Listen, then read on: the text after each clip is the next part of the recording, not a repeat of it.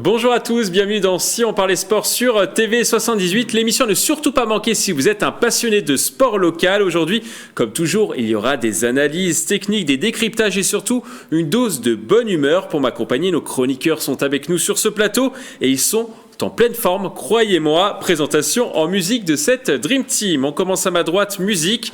C'est une légende vivante, un mythe. C'est un guerrier, il ne lâche jamais rien dans l'arène du Si on parlait sport. Il est préparé, il est affûté à l'approche de l'été pour être au top sur les plages tropéziennes. Notre gladiateur Pierre Chevalier est avec nous pendant une heure. Les plages du sud-ouest, de l'autre côté. De l'autre côté. Plutôt Pays Basque. D'accord. Plutôt Pays Basque. Mais vous vous affûtez quand même. Bien sûr, salut les amis, bonjour à tous. Oui, le printemps arrive, la saison de rugby va se terminer, c'est la saison de golf qui démarre, donc oui, on a préparé les plaquettes de chocolat, sans les manger, hein, juste là un petit peu sur le fit, quoi. Voilà, pleine forme.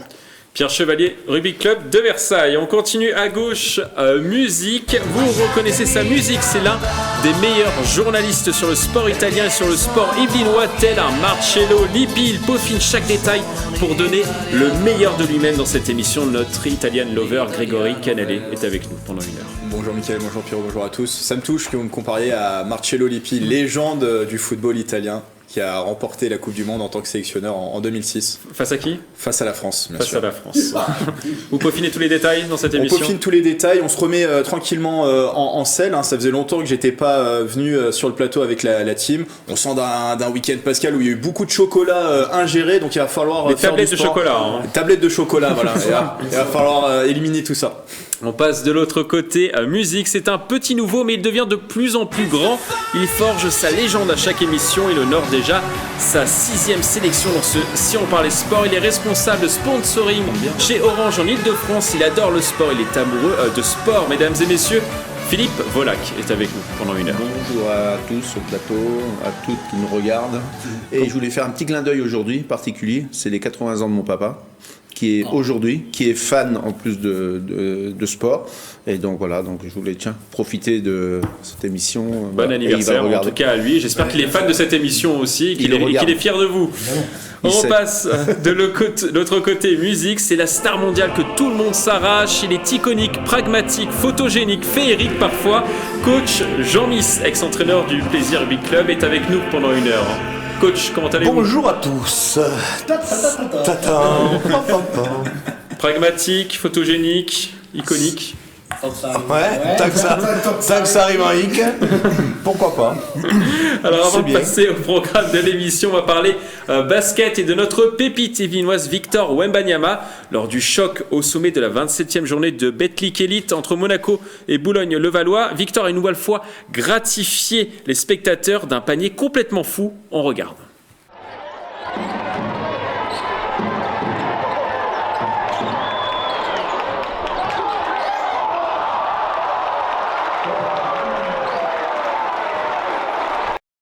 Bon, vous l'avez vu, hein, il recule, tire à 3 points, rate, mais récupère le ballon pour dunker. Un panier incroyable pour un joueur de 2m21, je le rappelle.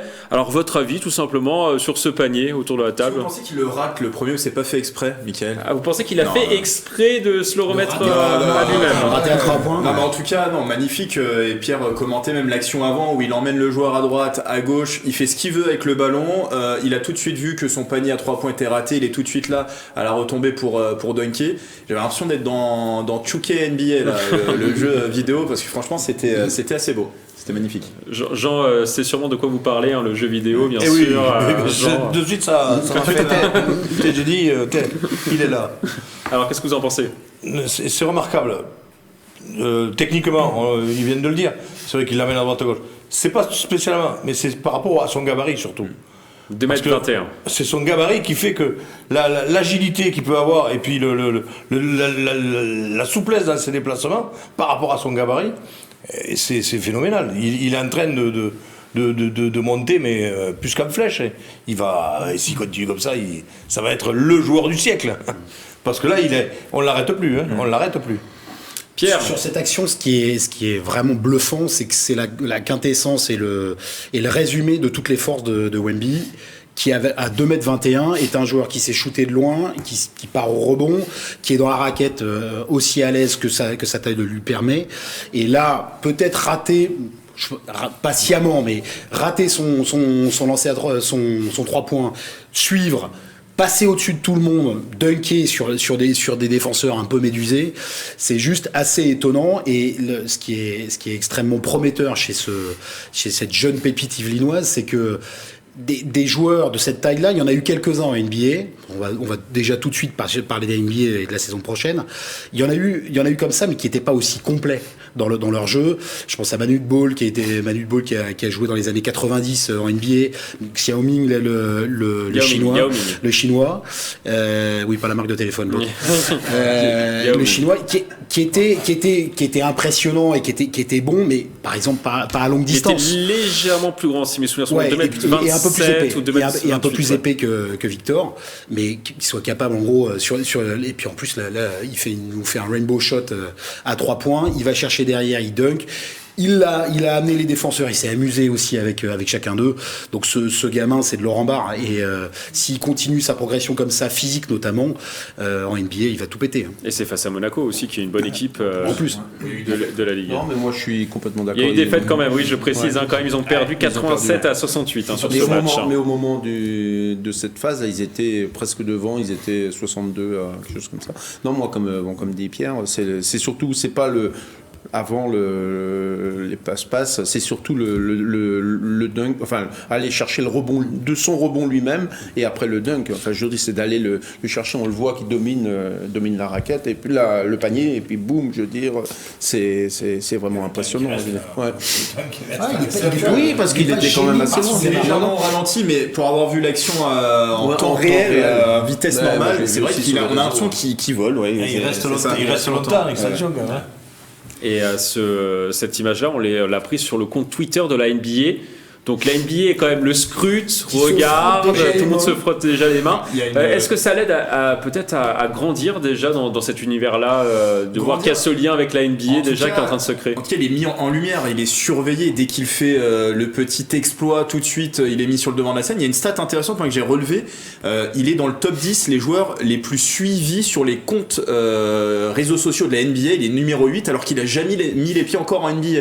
Il est numéro 8 de ce classement des joueurs les plus vus sur les réseaux sociaux de la NBA, 350 millions de vues pour Victor Wembanyama. Bon, il est loin du numéro 1 qui est LeBron James avec 1,3 milliard de vues, mais ça montre déjà qu'il est scruté, il est attendu par les Américains. Il va faire une grande sensation en NBA. Puis l'anecdote aussi, c'est que j'ai vu, c'est que Blois, le Portel, c'est deux petites équipes, enfin de première division, et ils lui ont demandé s'ils pouvaient vendre son maillot, dans leur boutique. C'est quand même, tu vois, c'est déjà. C'est l'aspect phénomène, et il domine tout le monde physiquement de la tête et des épaules, et en plus il est déjà en train de se mettre sur des pistes extrêmement prometteurs de jeu et de sport basket assez dingue. Ouais. Et effectivement la NBA ne s'y trompe pas, attend avec impatience la prochaine draft, et où il devrait faire là aussi sensation. Et deux fois MVP de la Betclic Elite cette année. Là, la dernière, c'était le mois dernier en mars. Donc ça prouve aussi qu'il a les résultats sur le terrain. Et pour la draft, du coup, ce sera dans quelques semaines. Alors 3 équipes sont bien positionnées pour l'accueillir. Detroit Pistons, San Antonio et les Rockets de Houston. Ils ont 14% de chance de pouvoir avoir ce fameux premier tour. Il y a ensuite les Charlotte Hornets et Portland. Ce serait bien qu'il aille peut-être à San Antonio, Jean, pour l'histoire, avec Tony Parker, peut-être. Ben oui. Ça serait plus San Antonio pour vous? Ouais, pour moi, oui, j'aimerais bien. Personnellement, j'aimerais bien. Qu'il prenne le même parcours que Tony Parker. Ouais, qui va au Hall of Fame. Hein. Comme ça, en plus, on pourra faire une comparaison peut-être un petit peu plus proche. Si comparaison est payée, c'est pas du tout le même, pas le même secteur de jeu, quoi. Pour vous, Philippe, quel serait le meilleur choix? Non, San Antonio, ce sera un joli. On voit les images de Tony Parker justement à l'écran, et ce sera un beau symbole qui succède à Tony Parker. Et au niveau des équipes, oui, il y a aussi Pistons. Les Pistons sont. Pistons, c'est plus pour l'histoire. C'est très rugueux. C'est une équipe qui est très rugueuse. Est-ce que ça conviendrait peut-être à Victor Wembanyama ou pas, justement? Je pense pas que c'est encore de nos jours les bad boys des années 90 autour d'Isaiah Thomas, notamment Lembir et autres, qui donnaient du fil à retordre, notamment aux Bulls de l'époque. Mais le jeu peut-être de San Antonio correspondrait plus à Victor. Et puis dans l'actualité française, ça permettrait peut-être de faire diversion par rapport à l'actualité récente, notamment de Rudy Gobert, qui s'est fait un petit peu remarquer là récemment. Pas un coup de poing, c'est ça, avec son coéquipier. Avec une petite baston interne. Bon, voilà. Après, je pense passager, il s'en est excusé depuis. Ouais. Bon, après voilà. Donc, mais de toute façon, il a une voie tracée, ce petit Wemby, qui va nous faire bien plaisir vu de France. Et je précise que certaines équipes font exprès de perdre en NBA pour avoir justement ce fameux ce premier choix de draft en étant dans les dernières positions, hein, je le rappelle. Donc c'est pour ça qu'il y a 14% de chance pour 3 équipes et après un petit peu moins pour les autres équipes qui sont mieux placées. Alors l'ordre exact sera connu le 16 mai prochain à l'issue de la draft loterie. Donc ça arrive bientôt. Alors nous allons maintenant passer au programme de l'émission. Aujourd'hui nous allons parler de la Diagonale des Yvelines. Une course de 100 km était au programme dans le département. Nous parlerons aussi de karting et du prodige Jimmy Elias. Mais avant de parler de ces thèmes, on va parler football. Alors on va parler football dans cette thématique et du FC Versailles dans le championnat de national. Les Versaillais n'y arrivent plus dans cette fin de championnat. 4e match sans victoire. Les hommes de Chris ont arraché le match nul dans le temps additionnel sur la pelouse du stade de Briochin grâce à Gustave Akwesson. Le score 1 but partout. Au classement, les joueurs de la Cité Royale ne sont plus les favoris pour l'accession en Ligue 2. Ils sont pour l'instant à la 5e place à 4 points du leader Martigues. La question sur cette thématique, la montée en Ligue 2 est-elle inaccessible, oui ou non? Inaccessible. Non. Compromise, mais pas inaccessible. Alors, Pierre, vous étiez un peu entre les deux. Ouais, moi je suis un peu entre les deux. C'est le terme inaccessible qui est, par définition peut-être pas évident dans cette question-là, mais c'est surtout sur l'histoire du FCV en national. On a suffisamment parlé l'an dernier de l'épopée et des promesses du FCV. Là, c'est plus le FCV promu en national qui redevient promu et qui à nouveau connaît une saison qui semble au départ promise aux promus. Sur la dernière série, je crois, sur les 6 derniers matchs, c'est 3 nuls, 2 défaites, 1 victoire. Là, on n'est plus sur un rythme de prétendant à la montée en Ligue 2 de surcroît, qui est quand même un sacré gap. Et c'est cette impression, vous l'avez rappelé, que Versailles n'y arrive plus.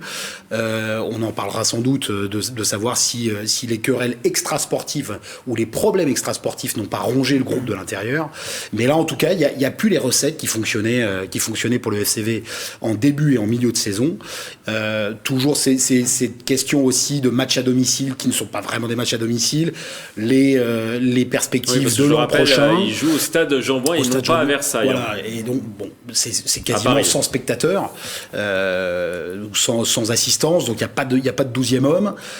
Voilà, et là c'est simplement constaté avec un petit peu de déception ou de tristesse par rapport aux attentes qui n'étaient pas prévues au début de saison et qu'on a commencé à avoir au fur et à mesure des victoires. Mais bon, là on va dire, pour rester positif, que le promu s'est maintenu. Et que maintenant, a priori, il est loin peut-être de la marche de la montée. C'est pas impossible, mais mathématiquement, ça devient de plus en plus difficile. Jean, qu'est-ce que vous en pensez? Je suis un petit peu comme Pierre. Voilà, est-ce que vous y croyez à cette montée? Alors, moi non, je n'y crois plus. C'est fini pour vous? J'ai pas fini parce que sportivement, on ne peut pas dire que c'est fini. Pour moi, c'est pour ça que j'ai dit non aussi, parce que inaccessible, non. Il y a toujours un pourcentage qui fait qu'ils peuvent monter, mais qui est faible. Mais c'est pas trop au niveau des résultats, c'est la manière. Donc la manière, là on dirait que le ressort est un petit peu cassé sportivement, et là ça gagne plus. Ça gagne plus, et il y avait cette spirale de victoire de début de saison qui faisait que là on commençait à rêver déjà la montée, de monter. On parlait, alors que on l'a dit souvent sur ce plateau, un club qui monte et qui est promu, généralement le premier objectif c'est se maintenir, consolider pour après préparer la marche supplémentaire et la montée. Là de suite on s'est vu à espérer de suite la montée et puis envisager des belles choses et devenir une grande équipe dans la cour des grands. Là, je crois que il y a quelque chose qui s'est cassé, le ressort est un petit peu pété, et il faudra peut-être revenir, sur des objectifs normaux, comme l'a dit Pierre, tout justement. C'est un club promu. On fait une belle saison parce que faut quand même pas non plus Ils sont cinquième. à 4 Ils sont à 4 points du premier. Donc on peut pas dire c'est catastrophique. Au contraire, c'est une très belle saison. C'est une très belle saison et il faut justement en tirer les bénéfices et non pas dire ah ben non c'est foutu, on montera pas. Oui, mais c'était un luxe. Imaginez si Versailles monte cette saison, ce que ça peut engendrer avec ne serait-ce que l'histoire du stade, ne serait-ce que ça. L'histoire du stade. Oui, parce qu'on ne sait pas s'ils montent en Ligue 2, s'ils pourront jouer dans leur stade. Normalement, quasiment non, puisqu'on a dit c'était Lille ou Le Mans. Pas possible, ça serait Lille ou Le Mans. Donc on le sait que déjà ils ne pourront pas jouer. Ça serait peut-être un mal pour Amiens justement pour l'équipe de Non, alors monter. moi j'y crois pas du tout ça. S'expatrier comme ça, c'est fini, on perd toutes ses racines, on perd. De ne pas monter, ça fait un an de plus pour préparer. De ne pas monter, pour éventuellement pour moi, construire un stade, c'est ce que j'ai dit. Un autre stade plus proche. C'est ce que j'ai dit. Pour moi, ce serait revenir sur un autre projet en disant, enfin notre projet, d'autres objectifs plutôt, en disant la saison est réussie puisqu'on est promu, on est en haut, on montre qu'on peut compter sur nous et qu'il va falloir compter sur nous pour la montée, mais comme ça nous laisse un petit peu le temps de s'organiser, de réfléchir, éventuellement peut-être de construire un nouveau stade ou de trouver d'autres solutions qui seraient à mon avis plus pérennes que celles du Mans et de Lille pour une éventuelle montée. Voilà. Grégory, qu'est-ce que vous en pensez ? La question, est-ce que la montée est inaccessible ? Non, puisque ça a été rappelé, il y a seulement 4 points qui séparent Versailles de la Ligue 2, parce qu'on parle de la première place, il y a aussi le deuxième, Concarneau, qui a 49 points.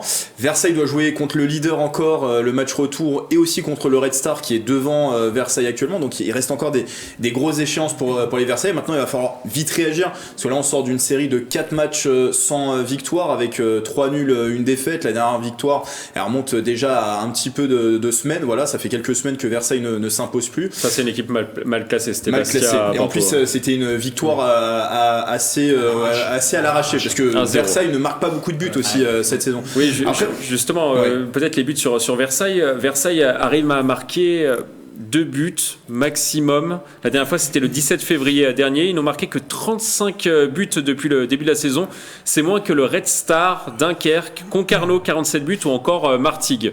Donc après, c'est pas une équipe qui marque énormément de buts. À chaque fois, c'est 1-0, 2-1. Ouais, mais il faut dire aussi que le championnat national est assez resserré, très serré au niveau du niveau, tout simplement, et que des grosses,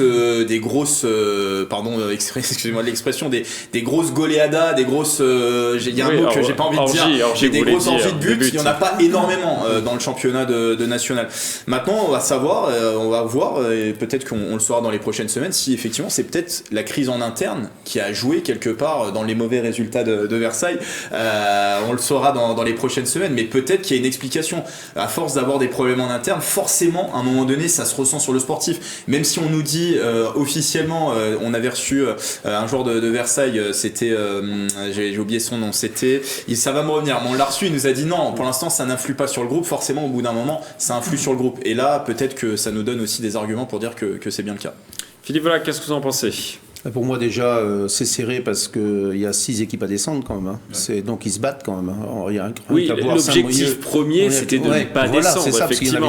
Là on a vu la première partie du classement, mais il y a des équipes qui luttent pour la montée et la descente. C'est couteau tiré. Et puis bon, ils se sont à Saint-Brieuc, ils se sont Costa-Briochin, et ils ont marqué vraiment à la dernière seconde, je veux dire. Mais moi je me dis, ils ont leur destin entre leurs pieds, c'est qu'à le dire, parce que le dernier match, je crois qu'ils vont à Martigues. Le dernier match. C'est le dernier match de la saison, effectivement. Bon, ils ont 2 derbys autrement. Ils ont le Red Star à domicile et Atlético, mais Atlético ils sont avant-derniers, je crois, Atlético. Donc bon, ils ont leur destin. Tout est encore possible. Bon, il y a eu aussi Concarneau qui a gagné 2 points sur tapis vert, regagné 2 points sur tapis vert, qui les a fait aussi être plus haut aussi, alors qu'ils seraient autrement avec eux. Donc tout est encore possible. Là, ils reçoivent Villefranche, je crois, le prochain match. Donc Villefranche qui doit être 11e. Donc après voilà, il faut qu'ils jouent mieux quand même que ce qu'ils font. Oui, l'entraîneur Chris est un petit peu critiqué en ce moment. On a pu voir sur les réseaux sociaux qu'il était pas mal critiqué, Chris. En plus, il est critiqué peut-être aussi à cause des arguments qu'on avait dit au moment de sa nomination, que c'était pas forcément un entraîneur avec énormément de vécu derrière lui et pas forcément avec des énormes résultats, mais il nous a fait mentir sur le début, parce que sur le début avec Versailles, il avait une belle série, je crois qu'il avait eu un nul sur ses 5 premiers matchs et que des victoires. Moi, je sais pas si c'est sur Chris qu'il faut mettre la faute. Je pense que le bilan sera fait à la fin de la saison. À mon avis, la crise en interne doit jouer sur crise en interne. Alors et c'est Thibaut Jacques qu'on avait reçu. oui, le temps que ça me revienne. Thibaut Jacques, défenseur de Versailles. Thibaut Jacques. Chris, vous êtes fan ou pas autour de cette table? C'est un tout, hein, parce que je me dis, il y a eu le entraîneur, il y a eu Harry Barr, il y a eu Chris dans la saison. Le directeur sportif qui est parti. C'est tout. Il y a vraiment eu une année, et c'est quand même pas mal d'être déjà là. Aussi, il faut pas oublier. Donc, je trouve quand même, c'est une addition, peut-être une addition d'éléments extra-sportifs qui ont dû finir par peser quand même dans la vie du groupe et notamment dans la vie des dirigeants, puisqu'il y a aussi des rumeurs qui traînent sur la capacité de financement du sponsor principal à maintenir ses engagements et à garder le club à ce niveau-là. Je crois que sportivement, extra-sportivement, il n'y a plus de choix dans la date. C'est les 7 journées qu'il reste pour pouvoir espérer, alors inaccessible, pas forcément, puisque là on l'a tous dit, mathématiquement c'est encore possible, c'est juste à mon avis dans les têtes et le mental que c'est pas forcément la bonne série là pour ça. Et puis ça a été entre guillemets officialisé. Michael Michet, ancien responsable communication et recrutement du club, a dit qu'il avait quitté justement le club pour un projet plus sain. Donc même dans les hautes sphères, voilà, de dire qu'on quitte Versailles pour un projet plus sain, il a tout dit en 2 phrases. Il a mis au jour tous les problèmes qui existent en interne à Versailles. Alors, prochain match pour les Versaillais, ce sera le vendredi 14 avril à 19h30 contre le FCVB au stade Jean-Bouin à Paris. On va maintenant parler de course à pied. Ce samedi 1er avril était organisée la Diag 78, un trail avec 4 épreuves qui traversaient le département des Yvelines. Au programme, un 100 km, un 50 km, un 20 et un 12 km avec arrivée unique à Rochefort en Yvelines. Pour le 100 km, c'est Luc Gential qui l'a emporté en 7h44 minutes et 59 secondes avec une moyenne de 12,9 km par heure. Avec près d'une demi-heure d'avance sur le second, on écoute la réaction du vainqueur au micro de Mathilde Francoux. C'est forcément dur. Enfin, moi, j'ai optimisé mon potentiel, c'est-à-dire j'ai été chercher relativement loin. Alors, j'ai pas fait la bêtise de partir trop vite, donc j'ai pas souffert de façon excessive, mais quand même, hein, quand on arrive au 60e kilomètre, qu'il en reste 40, et on sait que ça va être dur, et effectivement, c'est dur. Vous aussi, Pierre, vous souffrez à partir du 60e kilomètre en général. 65e. Le double mur, il est là. Il est au 65e. Le mur est là. Là, je suis évidemment admiratif de ces hommes et ces femmes qui se fadent 100 km comme ça. Pour avoir modestement terminé un marathon, mais bon, pour un coureur de mon gabarit, c'était mon Everest à moi. C'est aussi la grande mode du sport pour tous et du sport facile d'accès. Je parle pas de la course en elle-même, mais de la course à pied en général.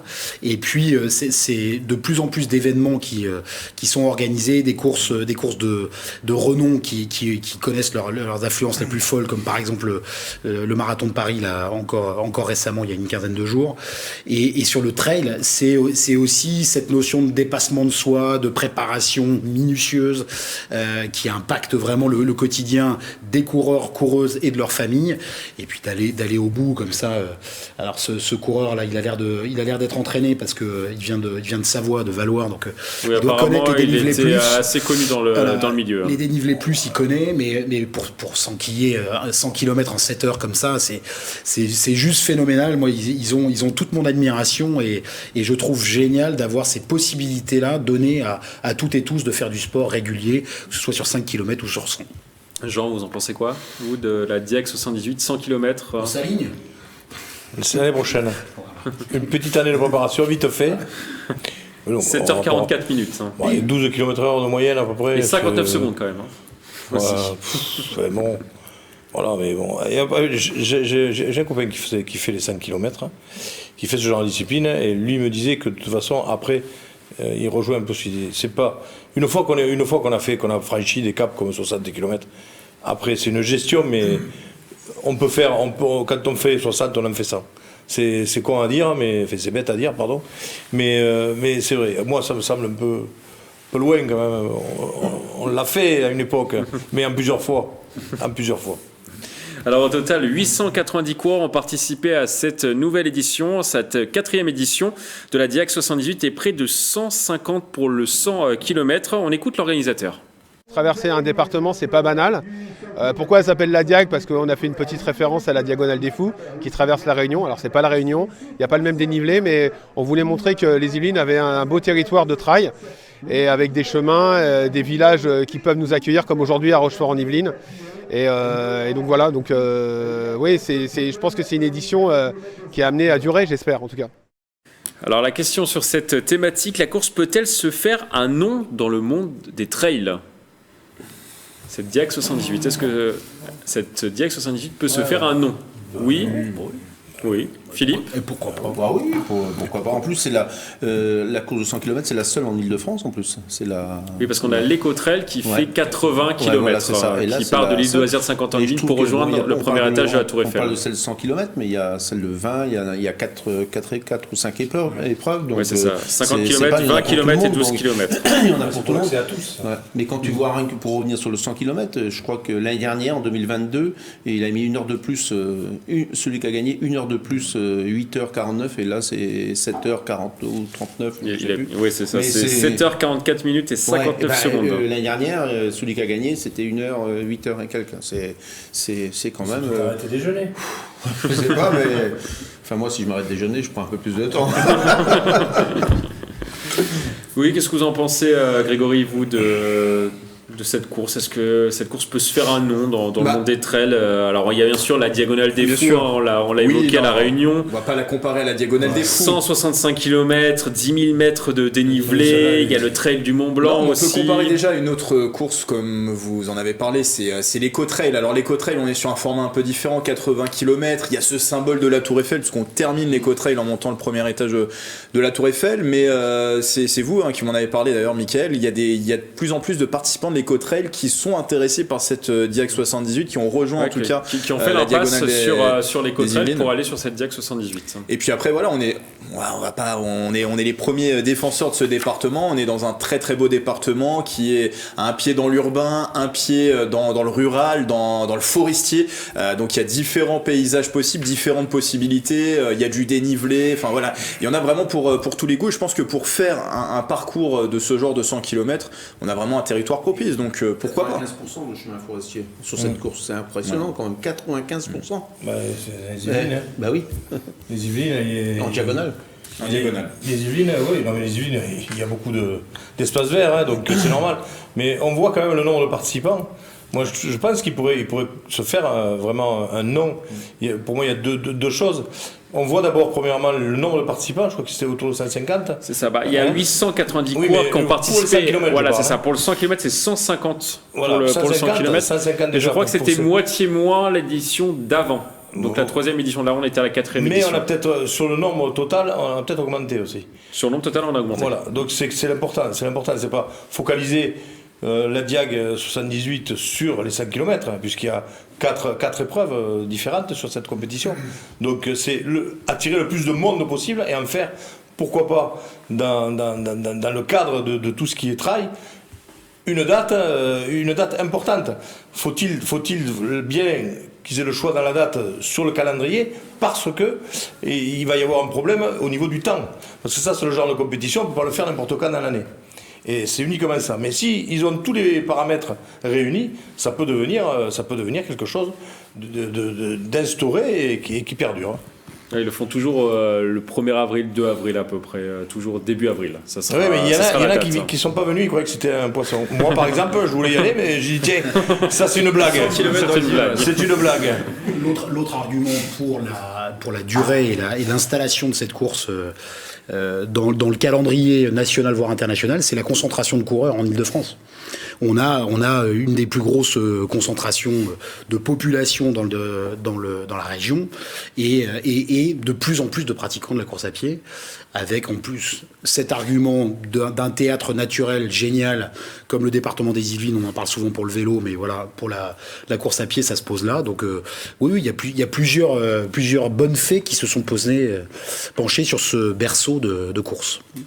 La Diag 78 reviendra l'année prochaine pour une nouvelle édition, la 5e. Elle sera toujours début avril, Jean. si vous voulez vous inscrire. Alors on va maintenant passer à l'envolée de Grégory, le moment le plus important de cette émission. De quoi allez-vous nous parler, Grégory ? Certains diront qu'il est normand, mais les origines, ça ne s'oublie pas. Et une bonne partie des premières années de sa vie, Jimmy Elias les a passées ici, sur le territoire de Saint-Quentin en Yvelines, à Guyancourt plus précisément. C'est d'ailleurs en Ile-de-France qu'il a effectué ses premiers tours de piste. Une fois que j'ai dit ça, les amis, savez-vous qui est Jimmy Elias ? Ah ouais, ils ont travaillé, ils en avaient déjà parlé, je pense. Oui, et puis il y a très longtemps. Il était là. Il a été reçu ici. Il a été reçu ici, oui, tout effectivement. petit. On en a déjà parlé. On a déjà parlé, mais il y a un petit moment quand même. Il y a très longtemps. Il a 14 ans. C'est vrai. C'est ça. Et bien, Jimmy Elias, c'est la pépite du sport automobile français. Il a été le premier pilote de l'histoire numéro 1 de l'International Karting Ranking dans la catégorie Rennes. Premier pilote de l'histoire, tout simplement, car ce classement est une nouveauté créée et mise en place par la FIA depuis le début de l'année. Un tour de force extraordinaire pour le jeune de 14 ans face à des adversaires professionnels, plus âgés. Certains ont plus de 20 ans et donc plus expérimentés. De quoi rêver pour les prochaines années, espérer une accession un jour dans le championnat de Formule 1. Son histoire avec le sport automobile n'aurait pu jamais exister, on la doit surtout au hasard. Nous sommes en 2015 et Jimmy Elias vient de fêter son 7e anniversaire. Il n'est pas passionné plus que ça de sport automobile, c'est plutôt son frère Jonathan qui en est fan. Mais chez les Elias, on est amis avec une autre famille. Leur nom va vous parler forcément, c'est les Ocon. Au lendemain de l'anniversaire de Jimmy, Esteban Ocon lui fait un cadeau qui va changer son destin, une séance derrière un simulateur. Le jeune Guyancourtois est trop petit bien sûr pour atteindre les pédales. Il donne donc des premiers coups de volant directement sur les genoux du pilote normand qui s'apprête à remporter cette saison-là le championnat de GP3 Series, l'une des antichambres de la Formule 1. Le courant passe tout de suite. Esteban Ocon décèle en Jimmy un coup d'œil hors pair, si bien qu'il convainc ses parents et lui-même de s'essayer aux cartes. Et quand on est fait pour quelque chose, ça se voit tout de suite. En moins d'un an, Jimmy Elias participe à la Ligue d'Île-de-France, intègre le championnat de National Karting Series et court sous les couleurs d'un constructeur italien. Et oui, pour le championnat de France, face à lui, des gamins plus chevronnés. Mais qu'importe, Jimmy remporte le titre et devient à 7 ans le plus jeune pilote de tous les temps à avoir gagné un championnat national, mieux qu'un certain Lewis Hamilton, devenu champion d'Angleterre à 9 ans, shame on you, Lewis Hamilton, qui a moins bien fait que Jimmy Elias. Michael, le talent du Guyancourtois, vous l'aviez vous-même décelé, il ne vous avait pas échappé à l'époque. Voici ce qu'il disait sur ses objectifs dans votre émission, le 7-8 Sport, c'était en 2017. Jimmy, quelle est la prochaine étape pour toi ? Qu'est-ce qui te donne envie dans le futur ? Déjà être champion du monde en karting et après être en Formule 1. Être en Formule 1 ? Alors tu es fan, je crois, de Lewis Hamilton Et Esteban Ocon. Esteban Ocon aussi. La Formule 1, le rêve d'un gamin, un objectif. Alors, je précise que maintenant il est fan de Verstappen depuis qu'Hamilton gagne un peu moins. Je le précise. En tout cas, il avait battu sur le record Lewis Hamilton. Donc c'est le rêve d'un gamin. La Formule 1, un objectif. On ne va pas se le cacher, très difficile à atteindre. Jimmy Elias s'applique en tout cas à cocher toutes les cases pour y arriver. Des titres dès son plus jeune âge. On a parlé du championnat de France. Il y a aussi eu la Coupe de France. Puis des grands prix dans les championnats internationaux sous la bannière de Tony Kart. Michael Schumacher, Jarno Trulli ou encore Sebastian Vettel sont passés par les rangs de l'écurie italienne. Une collaboration fructueuse. 5 ans de cette collaboration avec à la clé de multiples pôles et des podiums. Depuis 2022, Jimmy Elias a rejoint Ward Racing, une écurie suédoise, pour courir en hockey. C'est la catégorie reine du karting. Et comme je le disais tout à l'heure, les résultats sont vite arrivés. Il a terminé dans le top 5 de ses 4 premières courses, ce qui lui a permis d'être le numéro 1 mondial en mars. Le jeune pilote attire la lumière sur lui. Il va devoir confirmer et mettre de côté la pression.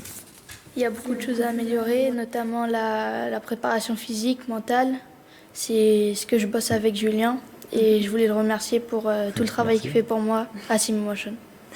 Vous êtes d'accord avec lui Oui, bien sûr. Oui. Quelles sont les pistes à améliorer selon vous ? Comme il l'a dit, et puis aussi la gestion de l'événement qui va être de plus en plus dure au fur et à mesure de l'année parce qu'il y aura de plus en plus d'enjeux.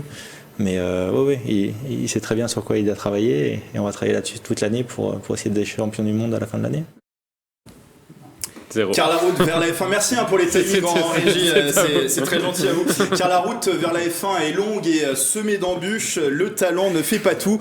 Beaucoup de paramètres rentrent en compte, le paramètre financier en premier lieu et le facteur technique qui lui a fait d'ailleurs défaut en mars quand un problème encore inexpliqué l'a éloigné des premières places lors de la course à Valence en Espagne, 28e à l'arrivée alors qu'il était parti en pole position, un résultat qui l'a fait glisser désormais au 6e rang mondial en catégorie hockey. Mais bon, Jimmy Elias aura l'occasion de se refaire, le championnat d'Europe fin mai, le championnat du monde en octobre sur le circuit de Franciacorta en Italie, avant une course exhibition en fin d'année, ce sera à Las Vegas, tout cela pour maximiser ses chances d'être engagé la saison prochaine en Formule 4, ce qui peut sembler être un petit pas de plus dans sa carrière, ce serait surtout un bond de géant pour Jimmy Elias afin de se rapprocher inexorablement de la tant rêvée Formule 1.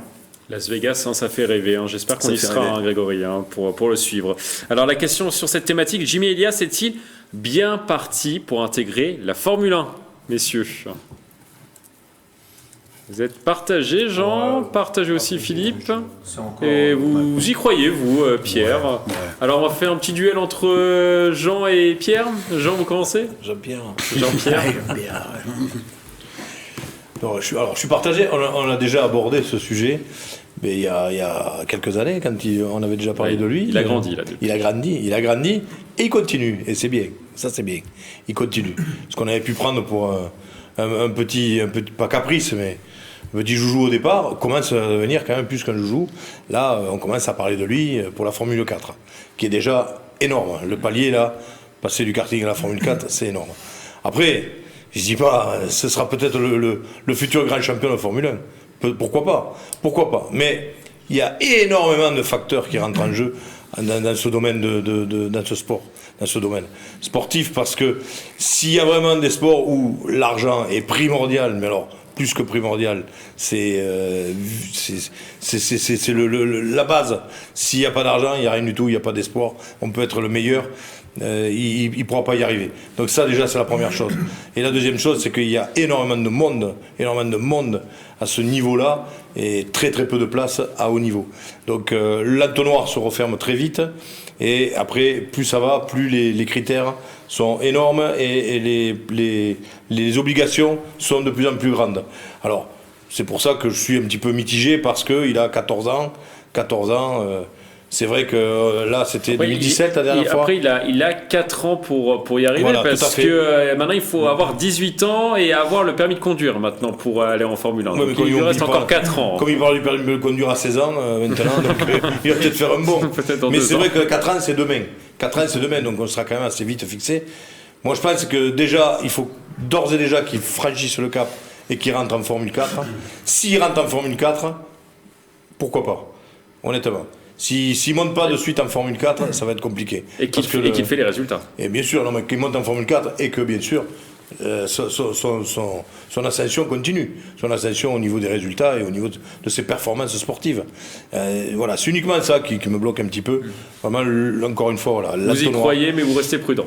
Voilà, je crois toujours à un sportif. Surtout que là, encore une fois, c'est plus un caprice, c'est quand même c'est un champion. C'est déjà un champion à 14 ans. Pierre Chevalier. Moi, c'est les deux arguments. Au départ, je mitigais parce que c'est toujours un peu délicat de miser vraiment sur l'avenir. Mais il y a deux arguments moi, qui me font penser qu'il est extrêmement prometteur et qu'il pourrait réussir jusqu'à la Formule 1. Un, c'est la longévité. Parce que je me souviens très bien de cette interview sur ce plateau, puisque j'intervenais pour une fois qu'on parlait de rugby, après sur ce plateau-là, donc j'intervenais juste après. Donc j'avais croisé ce petit bonhomme et son père. Et donc c'est une longévité grâce Cyril et Elias. Voilà. Et on a un petit peu discuté. C'était touchant et et là aussi prometteur, de voir à quel point il était couvé, il était protégé, mais aussi poussé, motivé dans son art maintenant et dans son sport. Et puis le deuxième argument sur cette promesse, c'est que c'est en France. Et qu'en France, en gros, on a vu sur les 20-30 dernières années en Formule 1, il y a ceux qui venaient du milieu du sport automobile, dont du karting, comme Esteban Ocon récemment. Si on reprend après ceux qui tournent en ce moment en Formule 1, comme Leclerc, le Monégasque ou Pierre Gasly, c'était déjà dans cette mouvance, et ils ont franchi les étapes petit à petit de la formule du karting jusqu'à la Formule 1, en passant par les catégories inférieures. Et puis il y a aussi des Panis et des Alesi qui ont eu leur place dans les baquets de Formule 1 et qui n'étaient pas forcément du sérail. Alors oui, donc ça n'emmène pas à tout le karting, mais Elias, ce petit Jimmy, il a plus de chances d'y arriver avec justement cette expérience réussie qui commence à durer, effectivement, et puis il a quand même ce record d'un titre de champion de France à 7 ans. Alors il faut aussi prendre avec des pincettes justement ce talent brut, bien le faire maturer, mais je crois qu'il est sur les bonnes pistes grâce à son entourage, grâce à ses entraîneurs et aux écuries dans lesquelles il performe. Donc oui, moi j'ai envie d'y croire, et ça sera pas forcément facile, c'est pas du tout cuit, ça, loin de là, mais j'ai envie d'y croire. Philippe Volac. Moi comme tu dis, j'ai envie d'y croire aussi. Moi je pense qu'il est bien entouré. Pas que familialement en plus. Je pense qu'il y a en plus Ocon, la famille Ocon, c'est quand même pas n'importe qui. Je pense que on voit aussi qu'il a changé d'écurie. C'est quand même qu'il est il est regardé. On voit ses performances. Je pense que et puis je trouve qu'il a la tête sur les épaules. Il va gagner en maturité. Par rapport aussi à 7 ans déjà qu'il était champion de France à 7 ans, mais voilà. Je suis d'accord sur l'argument maturité, et il a la tête sur les épaules. Il aurait pu avoir la tête qui tourne avec effectivement des écuries qui sont à son chevet, etc. Et il est déjà dans une stratégie de communication, parce que je me rappelle quand Mathilde Francou, qui présentait cette émission ce jour-là, lui demande quelle est son écurie préférée, il a dit toutes les écuries. Et on sent déjà qu'il est dans une stratégie de communication, de pas vexer personne, et que forcément, quand on vient d'un milieu pas forcément... Un peu à la Wembanyama aussi, qui ne se refuse rien, et il dit toutes les portes sont ouvertes. Et alors, le désavantage, on va dire le point négatif avec lequel il part, c'est qu'il vient pas d'une famille très aisé, donc il va devoir se construire et jouer sa carte au talent, attirer des financeurs des sponsors pour pouvoir concourir l'année prochaine en Formule 4. Et c'est une histoire un peu similaire à celle d'Ocon. Ocon à la base vient pas d'une famille très riche, et il a réussi quand même à performer en Formule 1. C'est plus difficile quand on n'a pas forcément les moyens, on va dire, de millionnaires, parce qu'on a déjà vu des pilotes, je pense à Stroll forcément, qui arrivent assez facilement en Formule 1. Je dis pas qu'il a pas de talent, mais parce que certains sont porteurs aussi d'un marché aussi. On pense à Sainz par exemple, avec le Mexique aussi qui est tout à fait derrière. Pérez, vous voulez dire pardon, excusez-moi. C'est Sergio Pérez qui arrivait avec ses sponsors assez facilement au volant d'une Red Bull. Donc oui, forcément, on amène avec soi ses sponsors, on amène avec soi son argent, et peut-être que c'est le point négatif avec lequel il part, mais avec le talent, je pense qu'il va forcément trouver aussi des gens qui vont pouvoir le suivre dans cette aventure. Jean, vous vouliez rajouter quelque chose ? Non, c'est ce que je disais. Non, il rejoint le côté financier, c'est ce dont je parlais. Il n'est pas issu d'une famille riche, donc ça va être compliqué. On le suivra en tout cas avec attention sur les prochaines émissions, et on espère ne pas attendre encore quelques années pour le revoir au plus haut niveau. On espère le voir dans les 2-3 prochaines années en Formule 4, et pourquoi pas en Formule 1. On croise les doigts pour lui. On garde les archives, on garde toutes les archives. On passe maintenant à notre page débat. On va maintenant parler d'un sujet, d'une thématique qui nous fait souvent réagir sur ce plateau. Je veux bien sûr parler du PSG. Le club de la capitale a énormément de difficultés depuis le début de l'année 2023. Il pourrait peut-être tout perdre en cette fin de saison. Les joueurs de Christophe Galtier sont pour l'instant à la première place, mais ils comptent seulement 6 points d'avance sur Lens, et ils vont affronter les 100 et or prochainement. Ajoutez à cela une élimination en Coupe de France contre l'OM et une élimination en Ligue des Champions en 8e de finale contre le Bayern Munich. La question sur cette thématique: le club doit-il tout révolutionner pour la saison prochaine? Oui ou non? Vous votez. Oui pour vous, Philippe Volac. Non pour vous. Oui pour vous, Grégory Canalet. Oui pour vous, Pierre. Et vous êtes partagé, Jean. Alors on va faire un petit duel entre Jean et Philippe. Jean-Philippe. Oui, Pierre. Alors Philippe, commencez. Vu que Jean a commencé tout à l'heure. On le dit tous les ans qu'il faut, depuis longtemps, on dit qu'il faut révolutionner chaque année, chaque saison. Ça se fait pas beaucoup, hein, je veux dire. Ou alors ils révolutionnent, mais bon, ils mettent bout à bout d'autres et tout. J'espère que la saison prochaine, ça va être le cas. Et c'est une année encore plus catastrophique que les autres saisons. Hein. Je veux dire, là, ils sont à 8 défaites. Enfin, l'année 2023 déjà, parce que 8 défaites en 2023. Le début de saison jusqu'à la Coupe du Monde était très bon. Hein, je veux dire, était très bon. Mais depuis le mois de janvier, c'est catastrophique dans tous les sens. Hein. C'est catastrophique au niveau. Bon, on a parlé de l'entraîneur, encore plus en ce moment parce que voilà, il y a encore une autre affaire qui arrive. On a parlé du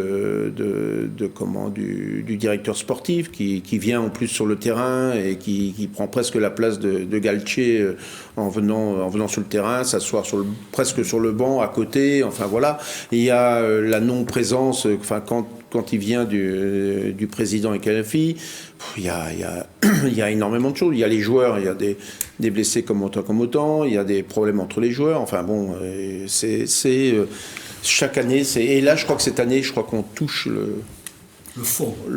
Le fond ou je sais pas, mais là, il y a quelque chose à faire. Il y a trop de 11e titre de champion de France. Oui, qui peuvent encore, mais ce serait le 11e titre. Mais est-ce qu'ils sont vraiment, ils se disent, tiens, on est champion de France. On se demande des fois si les joueurs, ils se disent, ouais, enfin, on soit champion de France ou pas, qu'est-ce que ça fait, voilà. Jean. Je suis mitigé. Pourquoi ? Parce que tout simplement, je ne reviens pas sur ce que Philippe a dit, justement, tous les problèmes qu'il peut y avoir actuellement. Tout révolutionner alors qu'on n'est pas dans une bonne phase, ça peut faire très très mal au club. Je pense qu'il peut même ne pas s'en relever. Donc je pense qu'il faut révolutionner à un certain moment, mais pour moi, il faut révolutionner quand le club va bien, entre guillemets. Là, c'est limite catastrophe. Philippe l'a dit. On touche le fond ou le bas, ou comme vous voulez. Ça dépend dans quel sens vous vous mettez.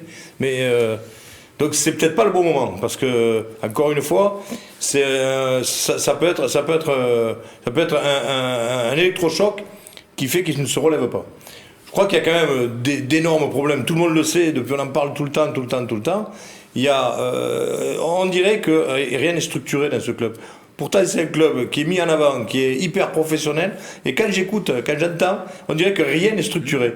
On voit des absurdités qu'on voit dans des clubs amateurs où il faut remettre sur pied le gars qui fait un pas de travers. Non, t'as pas le droit de faire ça. Et là, on voit un club professionnel, dit un des plus grands clubs de France sûre, du monde, pourquoi pas, allons-y. Mais non, mais c'est ridicule, c'est des gamineries. L'autre qui vient sur le banc de touche, c'est pas sa place, tu dégages, qu'est-ce que tu fous là ? Allez hop, dégage. Il n'y a pas de patron, on dirait qu'il n'y a pas de patron dans ce club. Un autre club dont on a parlé tout à l'heure, les tensions en interne, les résultats qui ne suivent pas sur le terrain. Mais c'est vrai. Oui, sauf que l'incertitude liée au stade aussi. Oui, mais sauf que le niveau n'est pas le même. Le niveau n'est pas le même, il y a 2 divisions d'écart. Oui, mais ça rejoint ce que je dis. C'est-à-dire que là, le PSG, on ne devrait pas avoir ces petits problèmes de dysfonctionnement. On perd du temps, on perd de l'énergie, on perd beaucoup de choses sur des choses qui devraient pas y avoir. On sent qu'il n'y a pas de patron et on sent qu'il n'y a pas de structure. Donc restructurer, oui, en mettant les gens à leur place et qu'ils restent à leur place. Qu'ils fassent leur boulot et pas aller voir ce que fait l'autre à côté. Mais de là à tout révolutionner, pour moi, attention. C'est pour ça que je suis mitigé, je dis attention. Pierre, qui vous a convaincu ? Plutôt d'accord avec Jean sur l'aspect risqué de la révolution. L'argument que Jeannot a pris me va très bien, c'est sur les rôles qui sont employés et pas respectés au PSG. Dans le sport, les présidents président, les entraîneurs entraînent, les joueurs jouent. Et là, on a des passerelles qui se font quasiment depuis le début. On a un rôle prédominant de Nasser qui a priori veut s'occuper du sportif, au moins dans le recrutement pour pouvoir enfiler les stars comme les perles dans cette équipe. Et puis on a justement des stars et ce Carreras qui est fatigué. Le gros point d'interrogation, donc est-ce qu'on va pouvoir garder celui qui nous tient la baraque depuis 3 saisons avec le Kicks, est-ce qu'il va pas avoir à céder aux sirènes d'un Real Madrid ou autre club? Et si le PSG continue à faire des erreurs de communication, à ne pas le mettre dans la boucle comme il l'a fait récemment cette semaine, en le mettant en avant, lui plus que toute l'équipe, et c'est là où on voit toute la grandeur de Kylian Mbappé, parce que c'est la star de ce club-là, et c'est lui qui le maintient à ce niveau-là depuis au moins 3 saisons, la Ligue des Champions en moins, mais il préfère le faire avec humilité, et ça c'est tout à son honneur. Donc voilà, les rôles. Et puis moi j'ajouterais un argument qui me faisait un petit peu être mitigé, c'est l'aspect formation. C'est-à-dire que ça fait quand même quelques saisons qu'on n'a pas vu les petites pépites, et il y en a qui sont formées par le PSG et qui ont leur chance en Ligue 1 et en Ligue des Champions. À la place, on préfère aligner un Verratti qui est complètement cramé, et ou un Neymar pareil, on en reparlera plus tard, qui aussi passe plus de temps à faire autre chose qu'à jouer au football. Voilà. Donc oui, il faut un électrochoc au moins. Est-ce que c'est une révolution et tout changer? Il y a des risques, Jeannot l'a rappelé. Elle est quand même nécessaire, et Philippe l'a évoqué.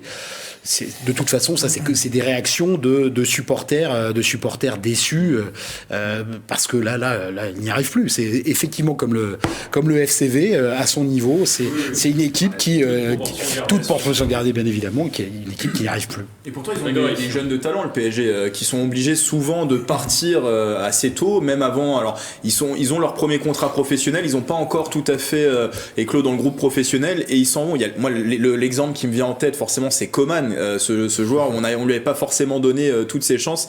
Il était parti ailleurs, il a explosé ailleurs aujourd'hui. Voilà, mais il y a plein d'exemples. Les joueurs du PSG qui partent marquent souvent contre le PSG en Ligue des Champions particulièrement. Les entraîneurs brillent aussi. Non, moi, je pense qu'il y a eu 2 dynamiques. Dans un premier temps, au tout début, quand on se souvient de l'arrivée des Qataris, je pense qu'il y avait des bonnes décisions qui avaient été prises. Même si après il s'est perdu dans ses choix, je trouve que Leonardo, au tout début de l'ère Qatari au PSG, avait été un bon directeur sportif. Il y avait eu des très bons choix, notamment pour moi l'arrivée d'Ibrahimovic, c'était un choix fort, mais c'était un choix qui a structuré professionnellement le club. Ibrahimovic, au-delà d'être le joueur qu'on connaissait sur le terrain, dans le vestiaire, c'était aussi un leader et qui a construit un groupe assez victorieux. Et quand on regarde la progression sur ces premières années, il y a des quarts de finale qui sont arrivés très vite en Ligue des Champions, même dès la première année, dès la première participation du PSG, quart de finale, jusqu'à cette remontada qui a un peu tout changé. Les Qataris se sont dit on va tout révolutionner à l'époque, on va mettre des millions d'euros sur la table pour attirer Mbappé, pour attirer Neymar, et j'ai l'impression que depuis cette remontada où aux yeux de l'Europe il y a une honte qui je pense ne sera jamais lavée, parce que perdre de cette façon face au FC Barcelone quand on a gagné 4-0 à l'aller, le 6-1, je pense qu'il sera jamais lavé, au moins dans la mémoire des supporters, et à coups de millions, à coups de milliards même, on a plus d'1 milliard investi depuis l'arrivée des Qataris. On a voulu réparer des failles peut-être au niveau de l'institution. Oui, le cas Aurier qui avait été très mal géré, ce joueur qui était quand même allé jusqu'à insulter son entraîneur sur les réseaux sociaux et qui a été très vite réintégré. On s'est rendu compte que l'institution PSG derrière n'était pas forte. Ok, on met des millions et on attire les meilleurs joueurs de la planète dans l'effectif du PSG, mais s'il n'y a pas une institution pour les gérer, s'il n'y a pas aussi un entraîneur qui est là pour gérer tous ces égos, c'est très difficile. Maintenant, ils ont tenté, moi je trouve, une mini-révolution l'été dernier, en faisant appel à Luis Campos, en faisant appel à un entraîneur français comme Christophe Galtier. Ils ont fait arriver des joueurs comme Mukiele, comme Ekitike, je vais y arriver, Ekitike, voilà, mais il est très dur à dire son nom, pardon. Ekitike. Qui devrait partir d'ailleurs le mercato prochain.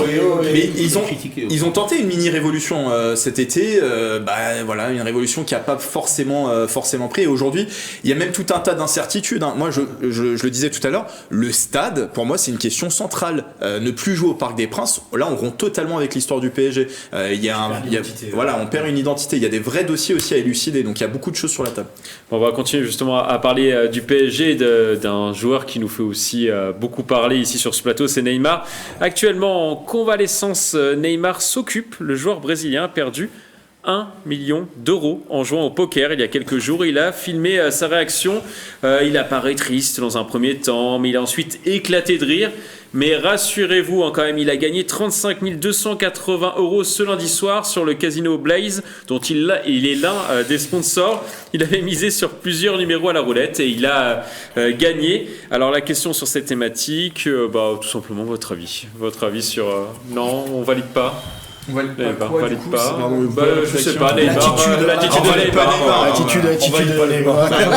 Lui, il fait clairement partie. Jean, je sais que vous êtes un grand fan. Mais ça, c'est les questions pour Jean, ça. C'est souvent les questions pour Jean. Il adore Jean. C'est ce dont je viens de parler là. Voilà. Ça, c'est un exemple type.